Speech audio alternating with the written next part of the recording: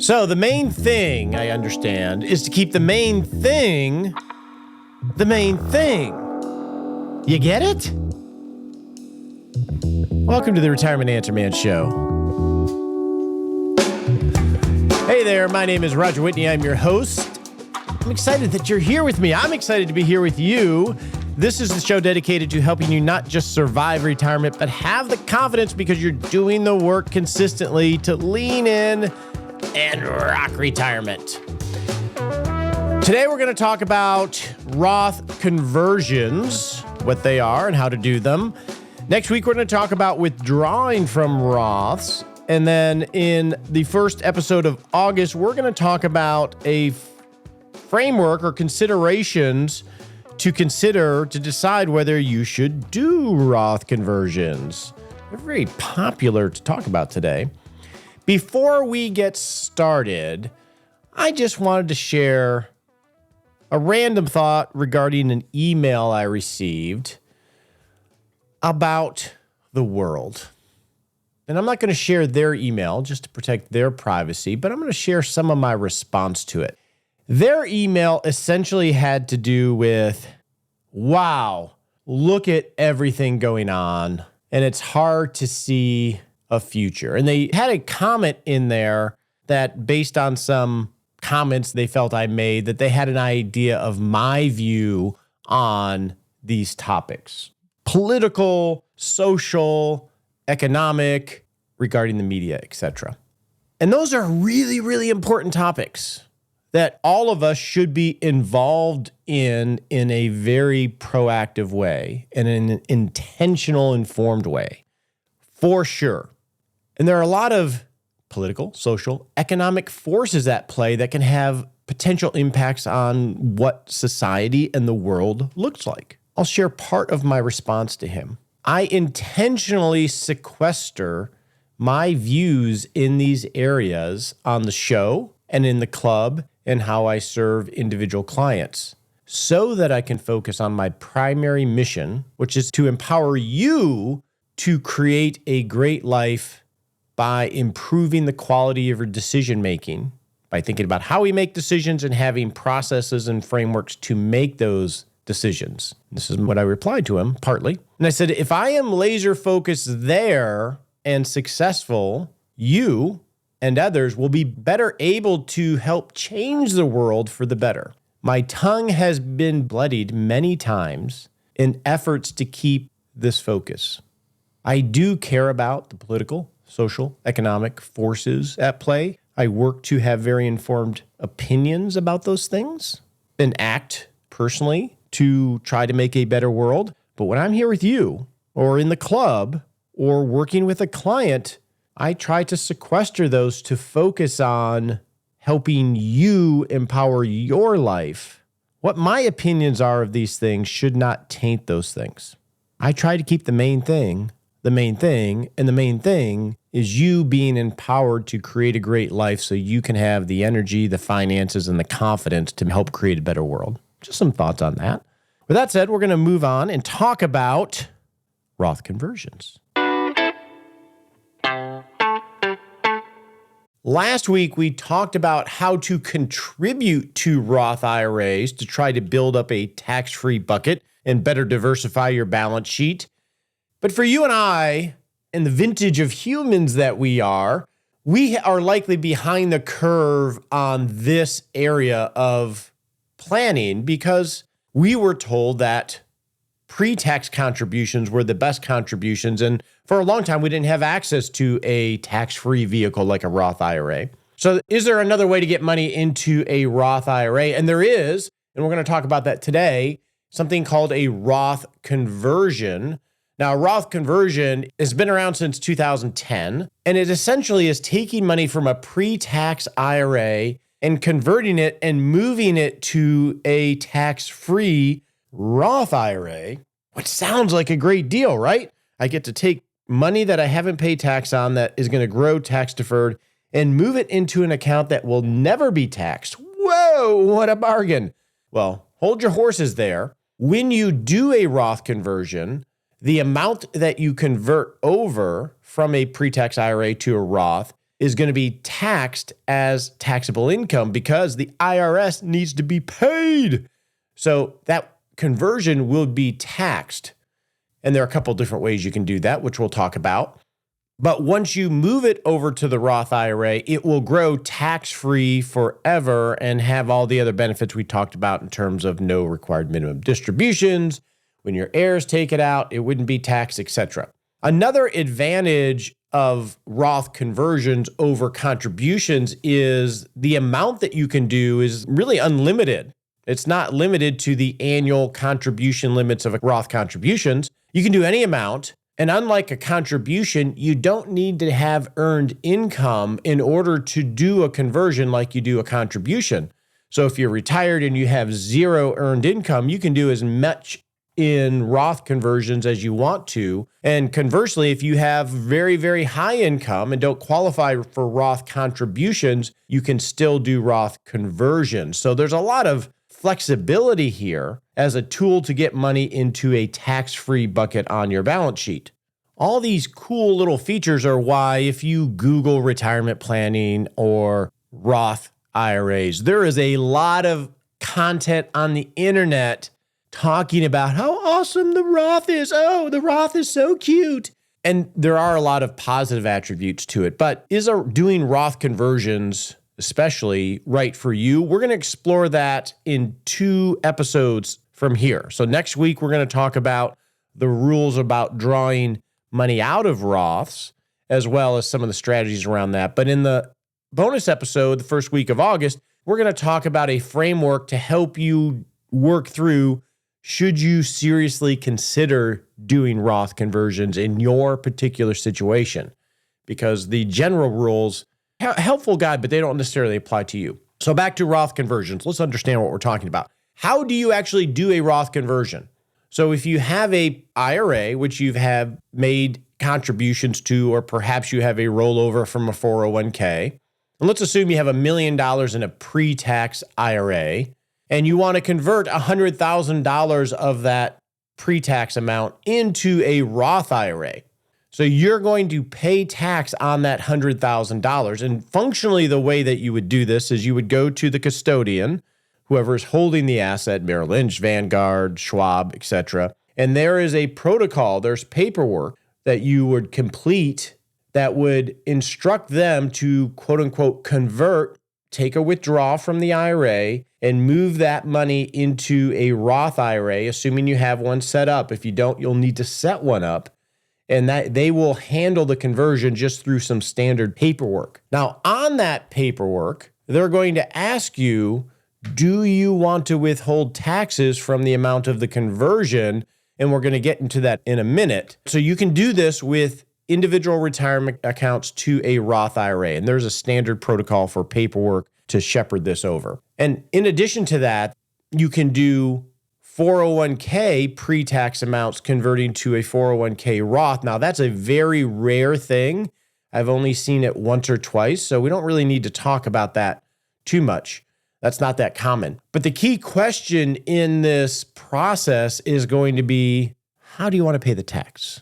Because if you convert $100,000 in this example, and let's assume that you're in the 22% tax bracket, that $100,000 is going to become taxable income, which will generate a tax in this scenario of $22,000. So you're going to have to come up with $22,000 to do this $100,000 Roth conversion to get that money from a pre-tax account to a tax-free account. You essentially have 2 options to pay this tax. Option 1 is you can pay the tax from the $100,000 in this scenario that you're converting. So when you're filling out your paperwork at the firm where your assets are to do this $100,000 Roth conversion, you could tell them, hey, withhold 22%. You do a basic calculation of what your tax rate is, and just go ahead and pay that to the IRS and have that money come out of my conversion. So you start with $100,000 in pre-tax assets. You're doing a $100,000 Roth conversion. You pay 22% or $22,000 out of the conversion. So what ends up going into your Roth account will be $78,000.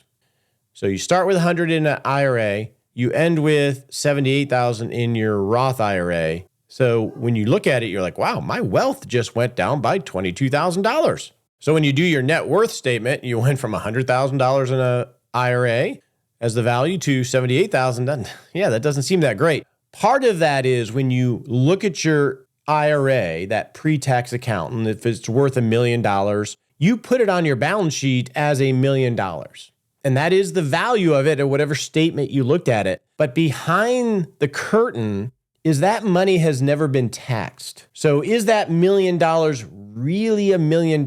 You could argue the case that no, it's not, because you have this phantom tax liability lurking behind it that you're going to have to pay at some point, either in incremental amounts when you take money out of your IRA, or it's going to be passed on to your spouse or to your children. This tax liability is lurking out there. So that $1 million from a net perspective isn't really $1 million. And that can fool us. So when we see this amount go down, that $78,000, even though it's a lot less, 22% less, it's real money. There's no tax boogeyman lurking behind it and growing as the assets grow, as there is with an IRA. So that's one thing we have to get our mind around. Now, that doesn't necessarily mean it makes sense to take the money out of the Roth conversion. You do have other options. So some of the pros of taking the money from the Roth conversion itself is you don't have to come up with the cash from your bank account, your savings account, etc. Although it pains you to see the value go down on your net worth statement, you essentially made the decision to prepay your taxes, which locks in the rate that you paid on those taxes. So you don't have any tax risk, in theory, on the monies that you converted. Bird in the hand. I know I paid 22% and I feel good about that. And then you've lowered the future required minimum distributions for the money that's left into the pre-tax account. Now, some of the cons of that is now you only have $78,000 growing over time rather than $100,000 growing tax deferred. So you can see some trade-offs there. Now, what's the other way that you can pay the tax on this? So when you're filling out that paperwork with the custodian or whoever holds the assets, you can say, withhold zero taxes when you do this conversion of this $100,000. So if they withhold zero taxes, you'll have $100,000 in your pre-tax IRA. You'll convert it to the Roth. $100,000 will go into the Roth, and that $100,000 will be able to grow tax-free forever. It should grow to a higher amount than the $78,000, right? But now you have taxable income of $100,000, and you're going to have to pay that $22,000 when you go and file your taxes, because that's the tax liability. So when you're doing your personal accounting, you're going to want to account for the fact that, hey, I got this extra 100 grand in income from this Roth conversion that isn't going to show up in my W-2 or my K-1 or my 1099 or where you're paid. You're going to want to account for that. And so when you file your taxes, you'll have an extra line or two on your tax return showing this conversion and this extra $100,000 in income where they'll apply all the tax code. Now, one note there, you want to be careful about that, because if you do the Roth conversion in the first quarter, that's realized income in the first quarter. So you may want to file a quarterly tax payment accounting for that. One, just to clean it up so it's not this boogeyman that jumps out at tax time. But two, that might help you avoid some penalties and interest because you realized it in the first quarter, but you didn't pay taxes until you filed your taxes. Okay, so what are the pros of paying it from your after-tax assets? So some of the pros are, one is you have more money growing tax-free in the Roth. That's 22% more growing and compounding over whatever period of time you're able to keep it in there for you or your beneficiaries. You've bought future optionality because now you've increased the diversification of your balance sheet from a tax perspective. So you'll have more money in the Roth to potentially do strategic withdrawals later on to help you solve for some other tax issue or opportunity for your future self, whether that's 10 or 20 years down the road. Another pro could be if you are already saving and investing in after-tax investments. So let's assume you have $100,000 in a growth mutual fund in your after-tax investments that is already long-term growth-oriented assets. Well, those assets that you have in that, say, mutual fund in your after-tax account, you're paying taxes on the dividends it receives, on the capital gains it realizes each year, etc. And then as it grows, there's another little phantom cloud, tax cloud hanging out there of capital gains, assuming you have growth. When you go to sell that after-tax investment, you're going to have to pay tax on the capital gain of the amount that you sold. And right now we know what those capital gains rates are. We don't know what they're going to be in the future. So there's that little boogeyman hanging out there. One opportunity you could have is to take $22,000 of that after-tax investment, use that to pay the tax on the conversion, and essentially you turned $22,000 of investment money that is growing after tax and now change the tax treatment forever on those monies to tax-free. So just some opportunities there. And then if you refer back to episode 494, you can get some more understanding of the opportunities of Roth accounts in general. Now, what are the downsides of paying tax with after-tax money? The clear downside is you're out 22 grand. Poof, it's gone.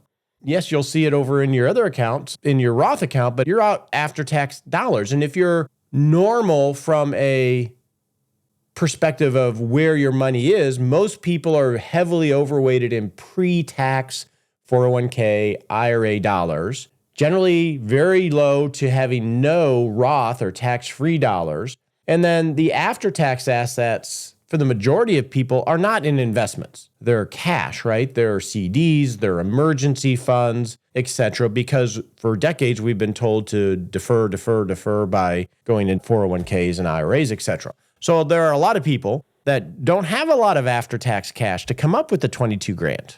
And if you pay the 22 out of your after-tax assets, that's going to take money away from today. So that's going to limit saving, investing, debt reduction, consumption, or gifting. You will not have that 22 grand today to do any of those things in an after-tax way. So that's one of the downsides of doing this.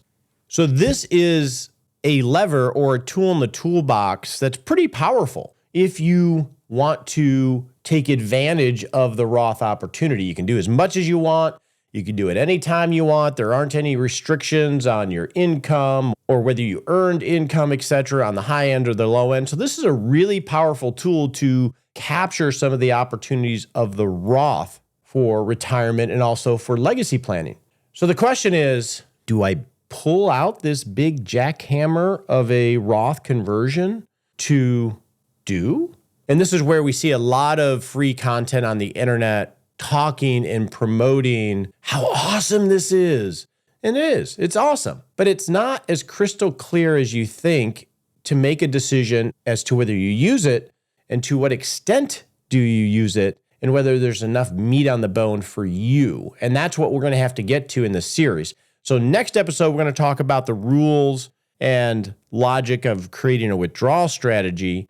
And then the episode after that, we're going to try to build a framework to help you think through this so you can get to a judgment call for you that it's not going to typically be crystal clear. It's going to have to be a judgment call, so you'll want to be very logical about it. So for now, let's move on to answer some of your questions. Let's answer some of your questions. If you have a question for the show, go to askroger.me, and you can type in a question or leave an audio question, and we'll do our best to help you by answering it on the show. So our first question comes from Scott related to the rule of 55. Scott says, if I turn 55 this year and quit on December 31st, 2023, does the rule of 55 apply to all the funds in the company 401k, even those funds rolled into it after my termination date? I will receive a sizable lump sum ESOP distribution in mid-2024, 6 months or so after I separate service. Can I still roll that into my company 401k and enjoy penalty-free distributions? So the rule of 55, just to set the table here, says if you separate service from your company after you're 55 years old, so after you've turned 55, that you can take money out of your 401k and not pay the 10% early withdrawal penalty because you're under 59.5. So that is definitely within the regulatory structure of 401k plans. That's what the rule of 55 is. Now, the key here, Scott, number one is you definitely want to confirm that your plan allows for the rule of 55 distributions. Just because the rule of 55 is part of the regulatory structure, it doesn't mean that the plan elected to follow that rule. And that's a key issue here. One is, will they actually honor that? And you can find that in either in the summary plan description of your 401k plan or by talking to the benefits department. Did they elect that option for you to do in your plan? Because if they didn't, we don't even have to talk about the rollover aspect of it because they don't allow for early withdrawals after separation at 55. You have to wait until 59.5. So you want to check that first. And I've run into instances where we were looking to do that, but when we actually went and did the research with the corporate plan, they never elected it and they weren't willing to amend their 401k plan to accommodate for it. So first do that. Now, assuming they allow the distributions under the rule of 55, I would definitely suggest if you have old employer plans, old 401ks, that you roll those over into the 401k prior to separation. It's likely you're not going to be able to roll those over after separation. So get all those in there prior to separation so you can take advantage of the rule of 55 if that's part of your strategy.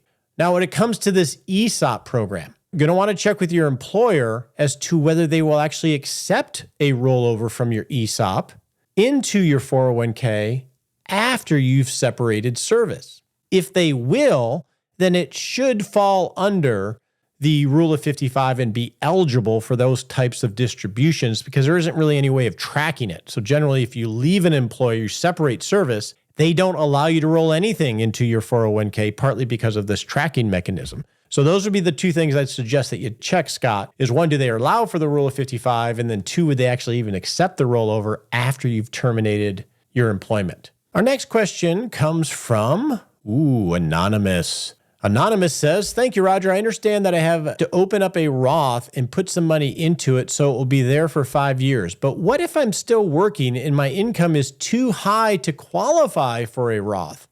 I'm 53, so would it make sense for me to open up a Roth now so I can use it at age 58 if I retire then? But how can I start a Roth?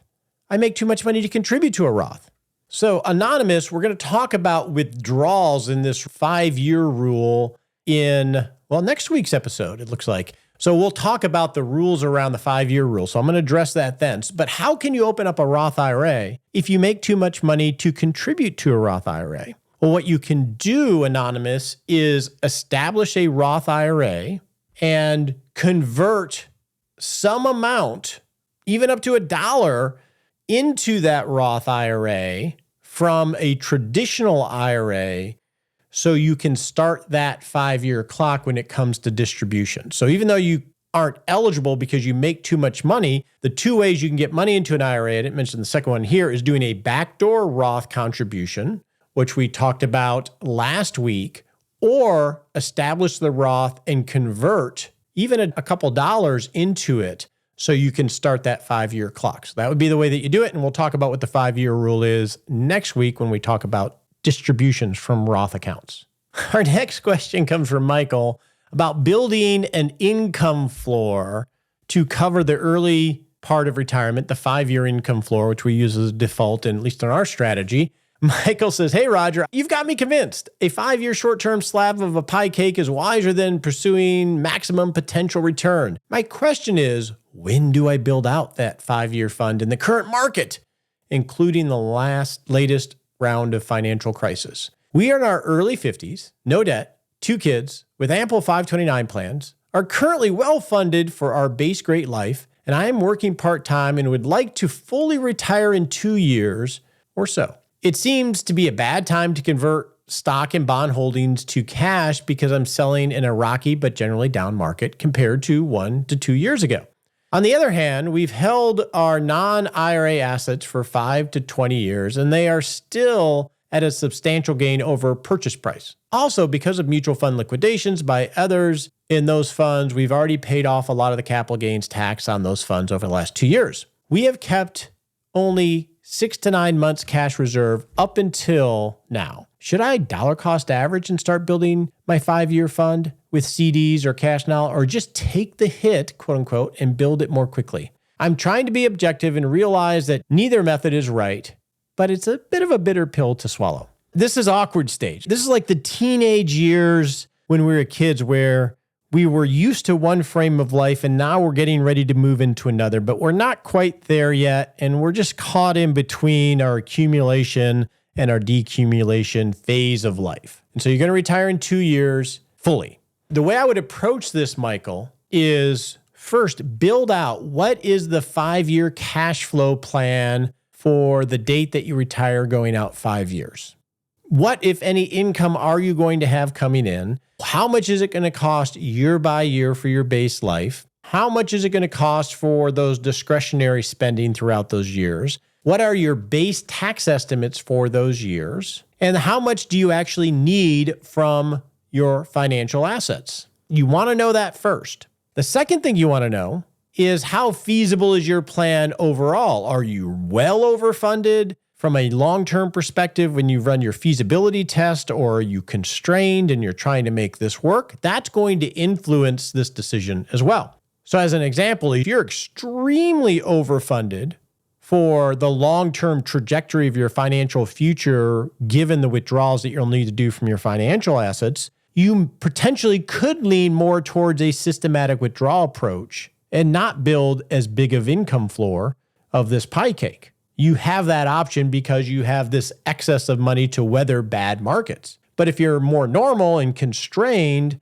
that can become much more problematic, and it's going to make sense to have more secure. A lot of the logic around this 5-year floor, Michael, is that not only does it pre-fund the spending, so you don't have to worry how the first half of the game or the first quarter of the game is going to go, but it also gives you a lot of financial flexibility with all of this liquid assets, which is going to help you better adjust to transitioning from teenager to adult, or from accumulation to decumulation, because it's not just the financial aspects that are going to change, but it's, you don't even know what life is going to look like then and what your preferences are going to be. So it's going to give you a lot of liquidity to make adjustments as you figure it out. And that can't be captured on a spreadsheet. It's also going to help you have some shock absorber for all the incorrect assumptions you have on your spending because you've never been retired before.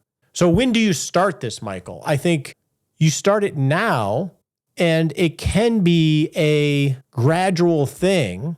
Now, if I were doing it, I would highly recommend you at least get the first 3 years funded now, because that gives you a lot of runway, and then start to redirect your free cash flow while you're still working to begin to build this up and refine your estimates.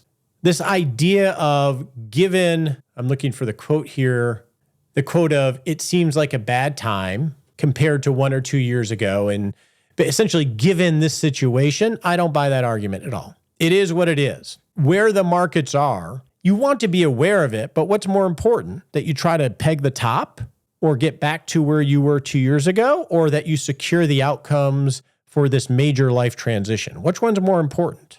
I would argue it's much more important that you secure your cash flow for the life outcomes during this major transition. You've benefited from amazing markets, and the fact that we didn't get to sell it a year or two ago prior to that bear market, yeah, that sort of sucks, but hey, you're never going to hit the top. And just because we've had some rebound here this year, maybe that makes you feel a little bit better in doing something like this, doesn't mean we couldn't roll right back over. And your life outcomes when you're retiring a lot of your superpower of earning income is a big deal. So let's secure the outcome and do it as a tax efficient way as possible. This will also allow you to keep the rest of the money, quote unquote, at risk in markets, and not have as much angst once you leave your job in terms of how you're going to pay your bills and will this all work out, because you've already built out this floor. It's actually going to set you up better to stay the course with those at-risk assets because you have this floor when you don't have any income.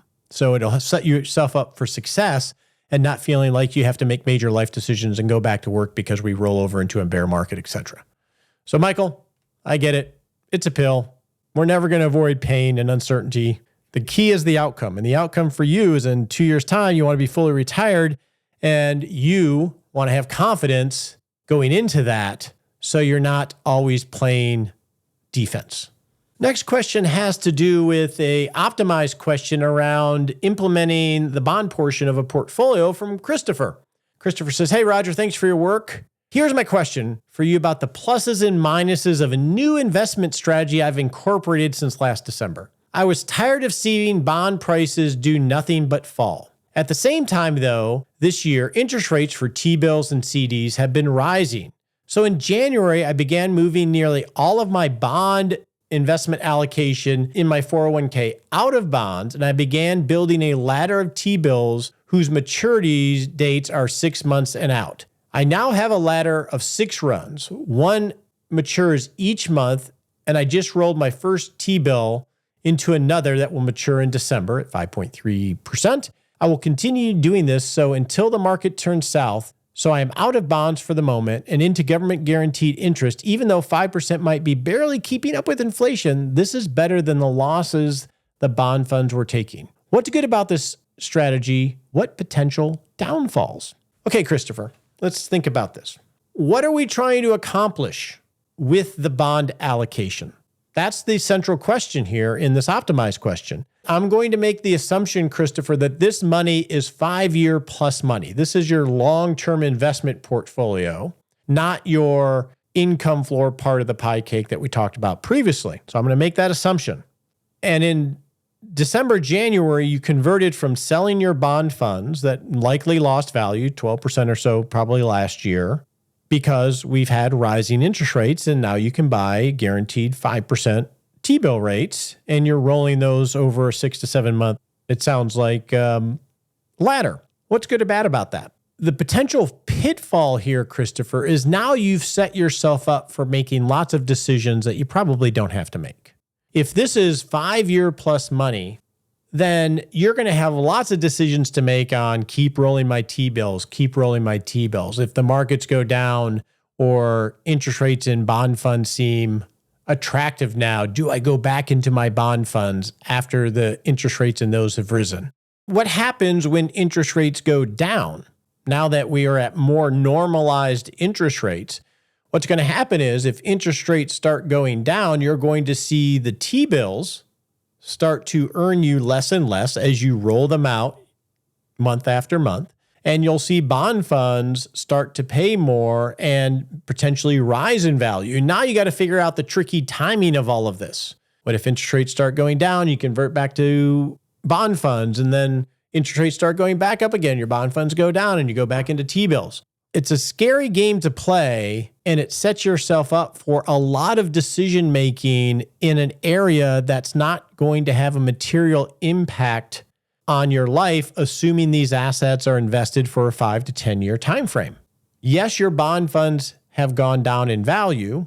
You sold them in December, and yeah, they've gone down a little bit more because of some interest rate rises, but you left after all the horses were out, or most of the horses were out in terms of interest rates rising. So you locked in those losses on the bond funds in order to go into these T-bills. So it would have been better if you could have timed it perfectly. And that's an example of how difficult this is and why I don't think it's worth it if it's long-term money. Because long-term with bond funds, what happens internally in those bond funds, yes, during rising interest rates, the value of the fund goes down because of the maturity of those bonds. And the value will go down depending on the maturity profile of that bond portfolio. But all the while, internally in that portfolio, bonds are maturing, money is being deposited into the portfolio, and the maturing money and the deposits that are coming into those funds are having to buy new bonds at today's interest rates.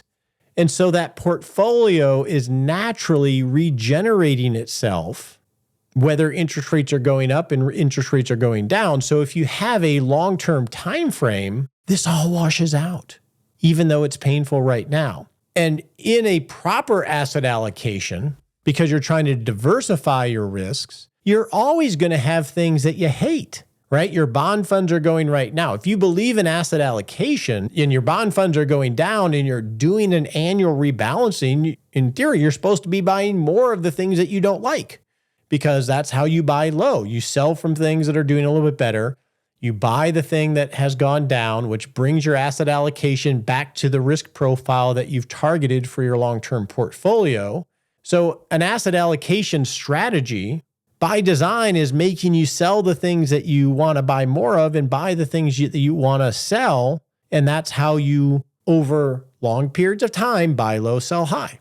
That means that's why you have to have a proper time frame for these assets. So I think what you're setting yourself up for, Christopher, in doing this. Now, let's address the bond ladder. A bond ladder is a good strategy to do for a bond portfolio. It's definitely some good, viable way to optimize your bond portfolio where you avoid bond funds completely and you build out your own bond ladder. And what a bond ladder is, for those of you that might not know, is let's assume you have $100,000. You buy a bond that matures in a sequence of maturities, like a ladder going up. You buy in this case, Christopher bought a 1-month bond and a 2, and then a 3, and then a 4-month bond and a 5-month bond out to 10-month bond. And then when the 1-month bond matures, you go buy the next 10-year or the next 10-month bond, and you just keep building the ladder out ahead of you. And the logic being that if interest rates are going up, you always have some short-term money that you can buy at the current higher interest rates. And if interest rates are going down, you always have longer bonds that you can hold that should rise in value because interest rates are going down. And over time, that works out mathematically and can give you a fairly resilient bond portfolio. That's what a bond ladder is. Now, Christopher, if you were going to switch to a bond ladder, it sets yourself up for having to manage it. So you have all these decisions you have to make and the trading you have to do. But if you were to do that, and again, assuming that, Christopher, that this is a long-term portfolio, I would suggest that you have a bond ladder that's going out to 8 to 9 years. Because I think the sweet spot, at least for us, where we try to focus is an intermediate bond portfolio, whether it's a fund or an index or a bond ladder, which is going to have a duration of around 5.5 years. So T-bills are definitely attractive. I hadn't bought a T-bill up until about a year and a half ago in my 30 years in this industry, and I've bought, I don't know, millions and millions of dollars of T-bills. I don't know how many T-bills with clients. Yes, T-bills are attractive as a cash management tool. It's the risk-free rate of return. But if this is a long-term portfolio, I think a bond ladder is totally appropriate for the bond portion if that's the complexity you want to add to your management. But I would suggest that you target an intermediate bond ladder rather than the short-term bond ladder. So those are my thoughts. With that, let's move on to the Bring It On segment. Now it's time to work on the non-financial part of your retirement. And today we're going to talk about the relationship pillar and how do we maintain and build better relationships as we get older. And it's just me today. We have a pretty quick one. I just have a couple thoughts here on some recent experiences. So I have two specific ones. I recently got back from a cruise to Alaska with my wife and my children, which was awesome. It was great to spend so much time with the entire family. We also had about 50 RRC members that went on the cruise, 50 with their spouses, et cetera. And you felt like you were walking around the ship with all your friends because most of us were meeting for the first time in person. But you felt like you knew each other because we've seen each other online and had discussions, et cetera. And that was really special. But one thing I discovered, because I'm not a big cruiser, I think the last cruise I had gone on was my honeymoon, like 33 years ago, was how easy it is to make friends when you're doing something with strangers that has some common thread to it. In this case, an Alaskan cruise. We flew into Anchorage and we took some bubble train out to some port that was like a couple hours long, and I was sitting with my kids, and across the table from us was a couple that I knew from the club, and they had people sitting with them that nobody knew, and conversation just sparked up because we're all excited about the cruise, and we made new friends just by being there. Everybody's much more open to being social and making connections when they're all doing something together, just like kids do when they go to camp.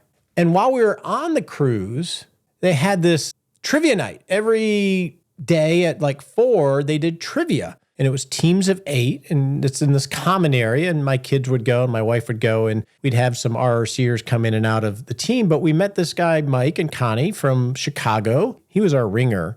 He's just a random guy that we befriended in the card room who ended up being on the trivia team the entire cruise. Because we were in the same place playing together, we were able to make a new friend, Mike and Connie. They're out in Chicago. Howdy, Mike, if you're listening to the show, because he had no clue about the show. But my point here is that when you're traveling, part of travel is to see the world, etc., and get you out of your normal routines. But the other part is you're much more open to saying hello to somebody or making a seed of a potential new friend, if not for the moment, maybe for a lifetime. And that's a spirit that we need to have. That's an important reason to travel, whether it's local or however you do it. The other observation I had that I want to share with you that you can confirm or maybe try is my normal routine on a Saturday is I sleep in a little bit more than usual, and then I drink coffee and usually watch a little golf with Shauna as we're waking up. And this Saturday morning, literally today, because I'm recording this on a Saturday, I decided to get up early and walk Sherlock right when the sun was rising because it's been so hot here in Texas. And so we're walking Sherlock, and I tend to wave to cars, and it was just pleasant to be outside. It's so easy not to be outside. And so by getting up early, it got me outside. And then I decided rather than have coffee at the house, I went to Starbucks. My daughter works at Starbucks, maybe 3-4 miles away, and I'll go up there and journal sometimes. And I usually keep to myself, but because I went to Starbucks, rather than sat on my couch and drank coffee, I bumped into a neighbor who I've waved to a million times, but never actually talked to. Is he and his wife, they're from Bosnia originally. He hangs out. He has like his man cave in the garage. That's why we always wave to him. And we probably had a 20-minute conversation just about the neighborhood. And we had a utility pole that got knocked down the night before and told me about his kids. And he knew Emma because they came into the Starbucks every day. My point here is I got out of my normal routine. I got out of my house and just played in traffic by going to Starbucks. Those little things prompt a seed for making connections. And it's easy not to do those when we set up our house for comfort. And as we get older, it's important to go to restaurants, to go to cafes, to go on cruises, to play in traffic and be open to saying hi to someone or waving to someone you see. Because if we don't, our universe is going to get smaller and smaller and smaller from a relational standpoint, which is going to make us smaller as a person. And we got to guard against that. So just some thoughts about making connections and playing in traffic. With that, let's move on and set a smart sprint. On your marks, get set.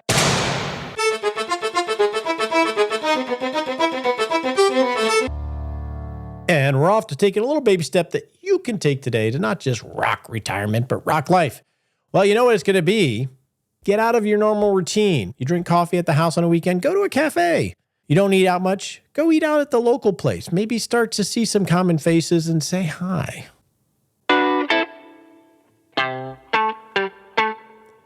On that vein, this show is all about you, and we try to focus on you and your journey, being authentic, being curious, being free from big finance, products, and gimmicks. This is me trying to sharpen my saw for myself and for my clients and for you, and you're trying to sharpen your saw for you. And I want you to take action. That's what it's all about. Not intention. Take action. So if you are signed up for 6 Shot Saturday, hit reply and say hi. I'll say hi back. The opinions voiced in this podcast are for general information only and not intended to provide specific advice or recommendations for any individual. All performance reference is historical and does not guarantee future results. All indices are unmanaged and cannot be invested in directly. Make sure you consult your legal, tax, or financial advisor before making any decisions.